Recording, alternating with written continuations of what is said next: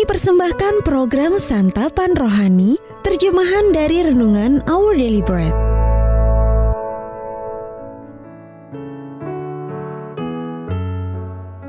Sahabat ODB, pembacaan Alkitab hari ini terambil dari 1 Petrus pasal yang kedua, ayat yang pertama sampai dengan ayat yang ketiga, lalu dilanjutkan dengan ayat yang ke-9 sampai dengan ayat yang ke-10.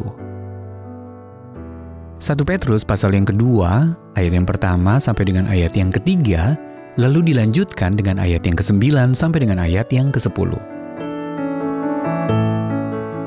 Yesus Kristus batu penjuru.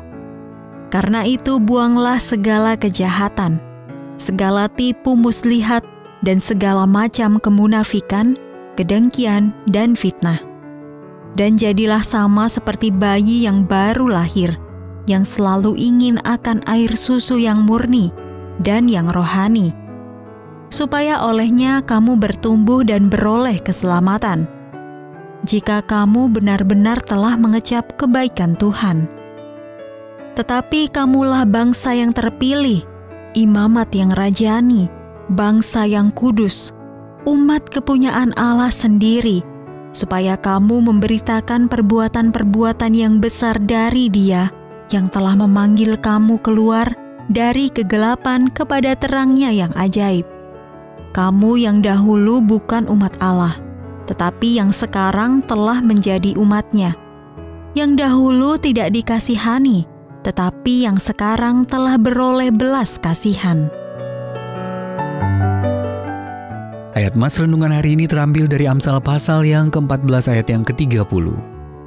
Hati yang tenang menyegarkan tubuh, tetapi iri hati membusukkan tulang. Judul renungan kali ini memilih untuk merayakan, ditulis oleh Monica LaRose. Sahabat ODB, penulis Marilyn McIntyre bercerita, dari seorang teman ia belajar bahwa lawan dari iri hati adalah perayaan. Meskipun memiliki cacat fisik dan penyakit kronis yang membatasi kemampuannya mengembangkan bakat sesuai harapannya, sang teman sanggup menjalani hidup dalam sukacita dan merayakannya bersama orang lain. Sebelum meninggal dunia, ia dikenal telah menghadirkan rasa syukur dalam setiap pertemuan. Pemikiran bahwa lawan dari iri hati adalah perayaan menetap dalam diri saya. Saya teringat kepada teman-teman saya yang menjadi contoh dari kesanggupan untuk bersukacita atas diri orang lain. Suatu sukacita yang tulus, mendalam, dan bebas dari rasa persaingan. Kita mudah jatuh ke dalam jerat iri hati. Dan iri hati memanfaatkan perasaan rentan, luka, dan ketakutan kita yang terdalam. Lewat bisikannya yang memperdaya kita dibawa berpikir, seandainya saja kita lebih begini dan begitu, tentu kita tidak akan bergumul dan tidak akan tersiksa oleh perasaan kita.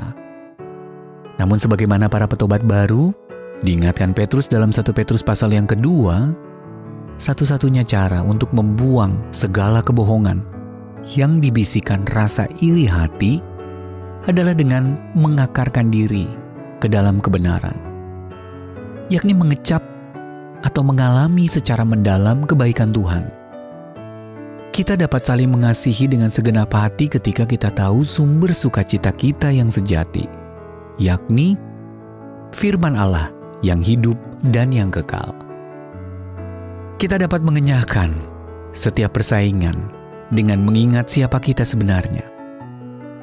Kita adalah anggota terkasih dari bangsa terpilih, umat kepunyaan Allah sendiri. Kita telah dipanggil keluar dari kegelapan kepada terang-Nya yang ajaib. Sahabat ODB, apa saja contoh sukacita yang bebas dari rasa persaingan yang telah mempengaruhi hidup Anda? Lalu bagaimana Anda mengingat tempat Anda dalam tubuh Kristus dapat membebaskan Anda dari hasrat untuk membandingkan diri dengan orang lain? Allah pengasih sumber segala yang baik, tolong aku melepaskan rasa iri yang menguras sukacita dan membusukkan tulang. Tolong aku sebaliknya untuk merayakan anugerah kehidupan yang indah dan tak terhitung banyaknya dalam kerajaan. Our daily Untuk menerima notifikasi video baru kami, silakan tekan tombol subscribe dan tanda lonceng di bawah ini.